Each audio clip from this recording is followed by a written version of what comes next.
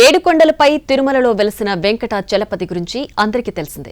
మరి కోనసీమ తిరుమలగా ప్రసిద్ధికెక్కిన క్షేత్రం గురించి తెలుసా? 7 శనివారాల వెంకన్న దర్శనం 7 జన్మల పుణ్యఫలమన్న విశ్వాసంతో నిత్యం భక్తులతో కిటకిటలాడే బాడపల్లి క్షేత్రంపై ఓ రిపోర్ట్. ఆచి చికెన్ మసాలా.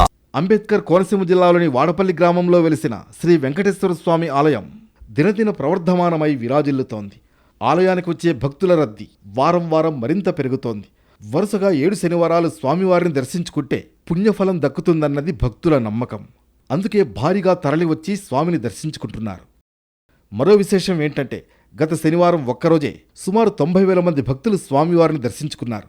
ఇది ఆలయ చరిత్రలోనే అరుదైన రికార్డుగా చెబుతున్నారు. ఈ వారం ఆ రద్దీ మరింత పెరగనుందని అంచనా వేస్తున్నారు. వివిధ ప్రాంతాల నుంచి బస్సులు, ప్రైవేట్ వాహనాల్లో తరలి వస్తున్నారు. భక్తుల రద్దీని దృష్టిలో పెట్టుకుని ఈసారి క్యూలైన్లు పెంచడంతో పాటు ప్రత్యేక ఏర్పాట్లు చేశారు అధికారులు. ఇక గత వారం చూస్తే వాడపల్లి క్షేత్రంలో ఇసకేస్తే రాలనంతగా భక్తులు తరలివచ్చారు. ఆలయ ప్రాంగణం మొత్తం భక్త కోటితో కిక్కిరిసిపోయింది. క్యూలైన్లలో గంటల తరబడి స్వామి దర్శనం కోసం వేచి ఉన్నారు. ఇటీవలి కాలంలో ఎన్నడూ లేని విధంగా రికార్డ్ బ్రేక్ చేస్తూ దాదాపు 1,00,000 మంది వరకు భక్తులు వచ్చినట్లుగా ఆలయ వర్గాలు చెబుతున్నాయి.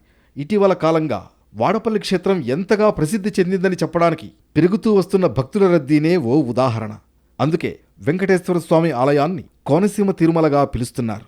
వాడపల్లి ఆలయ విస్తరణపై ప్రభుత్వం దృష్టి పెడితే ముందు ముందు మరింత అభివృద్ధి చెందే అవకాశం ఉంది.